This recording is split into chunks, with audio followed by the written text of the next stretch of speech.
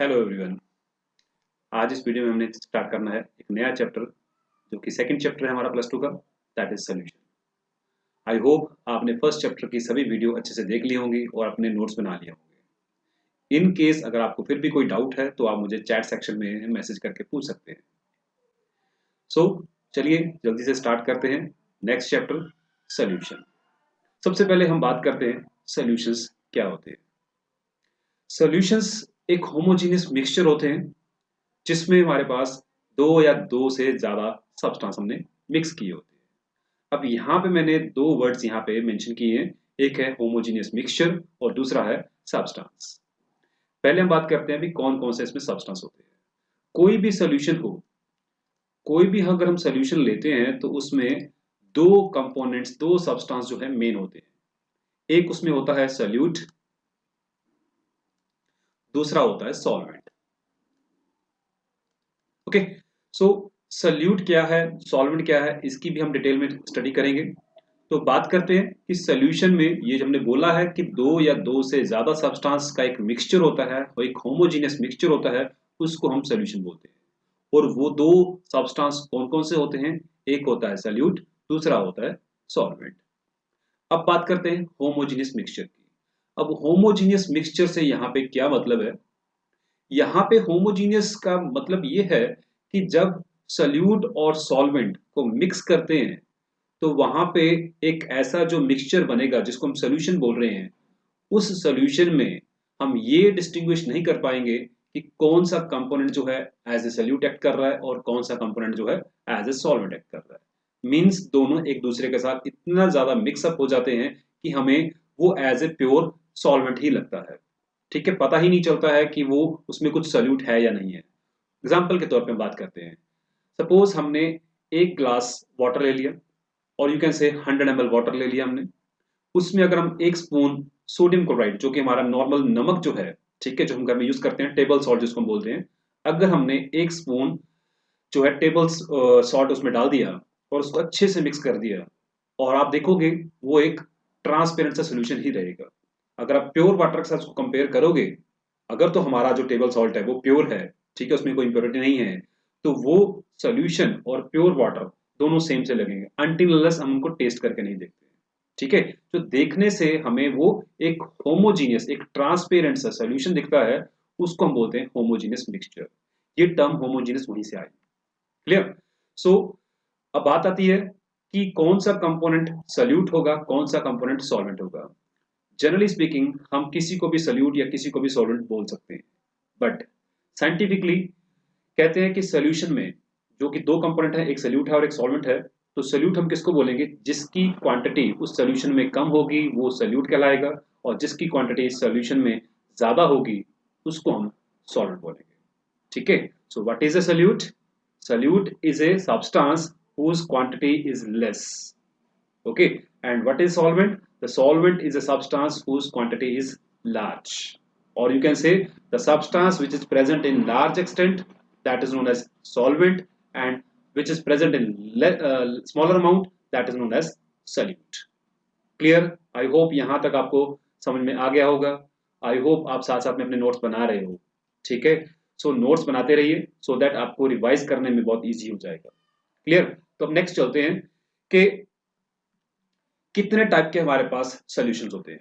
Now depending upon the amount of solute and the amount of solvent, so we have categorized the solution into three main categories. ठीक है, उनको आगे हमने फिर से सब कैटेगरीज में डिवाइड किया हुआ है। ठीक है, तो सबसे पहले हम बात करते हैं कि हमारे पास अगर सॉल्वेंट गैस सिस्टम में हो, मीन्स अगर हमारे पास गैस से सब्सटेंस जो है वो एज ए सॉल्वेंट एक्ट कर रहा है, मीन्स अगर गैस की अमाउंट ज्यादा है तो उस सोल्यूशन को हम क्या बोलेंगे, गैसियस सोल्यूशन बोलेंगे। सिमिलरली अगर हमारे पास कोई ऐसा सोल्यूशन है जिसमें लिक्विड हमारा सॉल्वेंट एक्ट कर रहा है, तो मीन्स जिसमें लिक्विड की क्वांटिटी ज्यादा है तो वो हमारा लिक्विड सोल्यूशन की कैटेगरी में आ जाएगा। और अगर हमारे पास सॉलिड की अमाउंट ज्यादा है, ठीक है, तो वो किस कैटेगरी में आएगा, सॉलिड सोल्यूशन की कैटेगरी में आएगा। नाउ अब हमने फिक्स कर दिया कि हमारे पास जो है सॉल्वेंट क्या है, गैस है, या फिर लिक्विड है, या फिर सॉलिड है। ठीक है, इन तीन कैटेगरीज में हम इनको डिवाइड करते हैं on the basis of nature of solvent.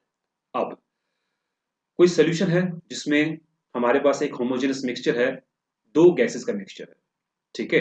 Suppose हम बात करते हैं जैसे एयर है हमारी, ठीक है, या फिर हमने नाइट्रोजन और ऑक्सीजन को मिक्स कर दिया। एक सिलेंडर में हमने नाइट्रोजन और ऑक्सीजन को मिक्स कर दिया तो हम डिस्टिंग्विश नहीं कर सकते हैं कि उसमें कौन कौन सी गैसेस है, दोनों सेम से लगेंगे क्योंकि दोनों ट्रांसपेरेंट है, ठीक है। सिमिलरली अगर हम एयर की बात करें तो air is a mixture of number of gases, okay, so there is a nitrogen gas, there is a carbon dioxide gas, there is oxygen gas, there is a methane gas, sulfur dioxide gas, there are number of gases are there, okay। so उस case में हम ये नहीं distinguish कर सकते कि कौन सा मॉलिक्यूल मींस ऑक्सीजन का मॉलिक्यूल कभी यहाँ पे है या कभी यहाँ पे है और नाइट्रोजन कहाँ पे है, कार्बन डाइऑक्साइड कहाँ पे है। So there are number of gases you can say, okay. So that is known as a homogeneous mixture, clear. अब उसमें हम कहते हैं कि कुछ गैसेस जो हैं ज्यादा अमाउंट में, कुछ गैसेस जो है कम अमाउंट में, ठीक है। तो इसलिए हम बोलेंगे वो that is a mixture of gas in gas, ठीक है। अब जो गैस ज्यादा अमाउंट में होगी उसको हम एज ए सॉल्वेंट कंसीडर करेंगे और जो गैसेस कम अमाउंट में होंगी उनको हम सॉल्यूट कंसीडर करेंगे, क्लियर है। नेक्स्ट बात करते हैं liquid in gas, okay. Now you can see कि एयर में, बारिश के बाद एयर में वाटर वेपर जो है वो सस्पेंडेड रहते हैं, ठीक है। सस्पेंडेड रहते हैं कि हम मॉइस्चर फील करते हैं बट हमें वो दिखते नहीं है, ठीक है। तो वो भी एक होमोजीनियस सोल्यूशन माना जाता है, ठीक है। That is known as liquid in gas solution. वहां पे एयर जो है that is a solvent, okay. और जो वाटर वेपर्स हैं वो बहुत कम अमाउंट में होते हैं as compared to air, that is considered as solute, okay. और वो सोल्यूशन क्या बनेगा, liquid in gas solution, clear. Next similarly हमारे पास है सॉलिड इन गैस, जैसे डस्ट पार्टिकल्स है, ठीक है, हवा चल रही है, मिट्टी उड़ रही है, ठीक है ना। तो वो क्या है, दैट इज ए सोल्यूशन। उस टाइम भी एक नया सोल्यूशन फॉर्म होता है जिसको बोलते हैं solid in gas solution, clear.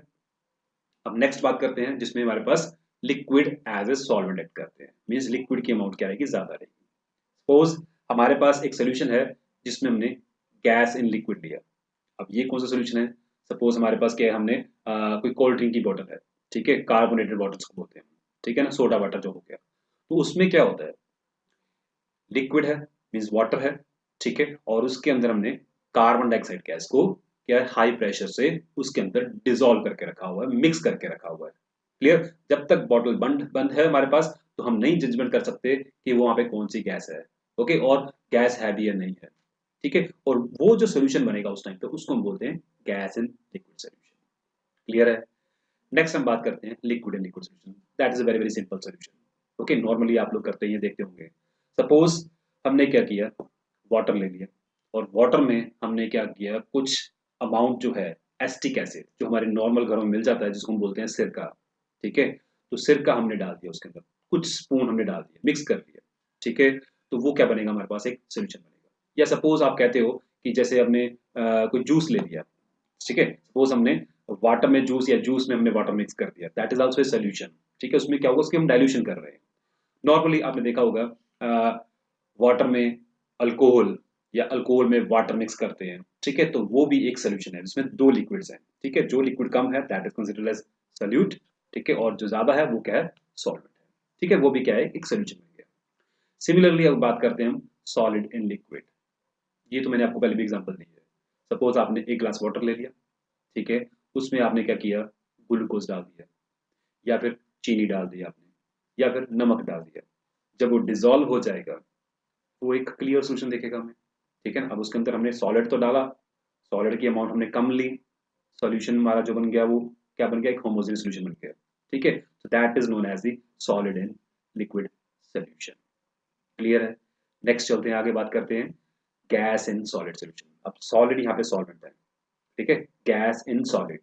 Gas in solid means हमारे पास कोई एक सॉलिड सब्सटेंस है जिसको अगर हम प्रेस करें तो एयर निकल जाएगी, छोड़ेंगे तो फिर एयर अंदर आ जाएगी, ठीक है। तो ये हमारे पास क्या है, जैसे स्पॉन्ज हो गई हमारे पास, कॉटन ले लेते हैं, कॉटन क्या एक सॉलिड है, उसके अंदर क्या है हमारे पास एयर है, ठीक है। तो that is known as gas in solid solution, okay. और सिमिलरली जब हम कोई कैटालिटिक रिएक्शंस करते हैं उसमें हम मेटल्स यूज करते हैं, ठीक है, और मेटल की सरफेस पे क्या होती है, गैसेस एब्जॉर्ब होती हैं और वहां पे रिएक्शन चलती है, जो हिट्रोजीनियस कैटालिटिक रिएक्शंस होती हैं वहां पे हमारे पास क्या फॉर्मेशन होती है, सबसे पहले gas in solid solution formation होती है, ठीक है। वो हम डिटेल में स्टडी करेंगे जब हम काइनेटिक्स पढ़ेंगे। नेक्स्ट बात करते हैं लिक्विड इन सॉलिड सोल्यूशन। अब liquid in solid solution means solid के अंदर क्या है, लिक्विड है, ठीक है, सॉलिड के अंदर क्या है, लिक्विड है। कोई भी नॉर्मल आप एग्जांपल ले सकते हो, जैसे हम यहाँ पे हमने ली हुई है mercury with sodium. Mercury sodium means sodium की अमाउंट हमारे पास ज़्यादा है, मरकरी की अमाउंट हमारे पास कम है, ठीक है, उन दोनों को हमने मिक्स किया और वहाँ पे जो एक सोल्यूशन बनता है उसको हम जनरली कहते हैं अमलगम्स। जितनी भी अल्कली मेटल्स हैं, चाहे वो लिथियम है, चाहे वो सोडियम है, चाहे पोटाशियम है, इवन मैग्नीशियम भी हम ले लेते हैं, ठीक है, तो उनके साथ जब मरकरी को मिक्स किया जाता है तब वहाँ पे एक सोल्यूशन बनता है जिसको हम अमलगम बोलते हैं, ठीक है, जिसको ऐसे इसको हम बोलते हैं सोडियम अमलगम। ऐसे जिंक के साथ बनाते हैं हम, जिंक और मरकरी का सोल्यूशन बनाते हैं, that is known as zinc amalgam. Clear. Last हमारे पास आता है सॉलिड इन सॉलिड।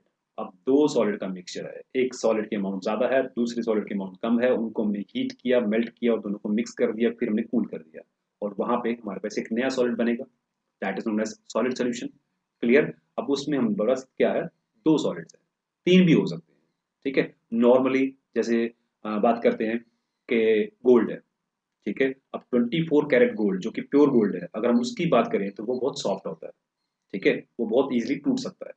तो उसको हार्ड बनाने के लिए उसमें कुछ अमाउंट जो है कॉपर की डाली जाती है, ठीक है। जब आप मार्केट से आप ज्वेलरी परचेज करते हो तो वहां पे अगर आप हॉलमार्क की ज्वेलरी लेते हो या तो आपको मिलेगी 20 कैरेट या मिलेगी आपको 22 कैरेट, ठीक है, 24 कैरेट कभी नहीं मिलेगी। क्लियर। तो वो क्यों ऐसा करते हैं, क्योंकि उसमें कॉपर मिक्स किया होता है सो दैट वो गोल्ड जो है वो हार्ड दिखे, टूटे नहीं। बिकॉज जो आप ज्वेलरी परचेज कर रहे हो अगर वो सॉफ्ट हुई तो कभी भी टूट के गिर सकती है, ठीक है, तो इसलिए टू मेक इट हार्ड उसमें कॉपर मिक्स किया जाता है, तो that system is known as alloy. Similarly हमारे जो कार्स के टायर्स होते हैं या बाइक्स के व्हील्स होते हैं स्पेशली, ठीक है, they are made up of alloy. तो इसमें क्या होता है, मिक्सचर होता है, ठीक है, दो या तीन सॉलिड्स का एक मिक्सचर होता है। सिमिलरली अगर बात करें स्टील की, तो स्टील इज ए अलॉय, ठीक है, जो कि आयरन से बना हुआ है। तो आयरन में कुछ चीजें जो है, कुछ सॉलिड सब्सटेंस जो कुछ नए मेटल जो है उसमें मिक्स किए जाते हैं so that it should make hard and उसकी जो है क्रोजन ना हो, ठीक है। नॉर्मली जो आयरन है उसकी क्रोजन हो जाती है बट स्टील की क्रोजन नहीं होती है, ठीक है। तो ये था हमारा आज का लेक्चर। इसमें हमने बेसिक सी हमने स्टडी की है जिसमें हमने सोल्यूशन के बारे में पढ़ा कि सोल्यूशंस क्या होते हैं और कौन कौन से टाइप्स के सोल्यूशन हम देखने को मिलते हैं, ठीक है। तो नेक्स्ट लेक्चर में, नेक्स्ट वीडियो में हम बात करेंगे इनकी कंसंट्रेशन टर्म्स की। क्यों? क्योंकि जब हम सोल्यूशन की बात कर रहे हैं तो कितना सल्यूट कितने सॉल्वेंट में है ये हमें पता होना चाहिए। सपोज मैं यहाँ पे एग्जाम्पल लेता हूँ, एक हमारे पास दो ग्लास हैं, दोनों में हमने 100 ml वाटर लिया हुआ है। एक में मान लेते हैं कि हमने 1 ग्राम सोडियम क्लोराइड डिजोल्व किया है और दूसरे में हमने 5 ग्राम सोडियम क्लोराइड डिजोल्व किया है। अब देखने को तो दोनों सेम लगेंगे, ठीक है ना। तो हमें कैसे पता चलेगा भी कितना अमाउंट जो है सोडियम क्लोराइड का हमने वाटर में मिक्स किया हुआ है।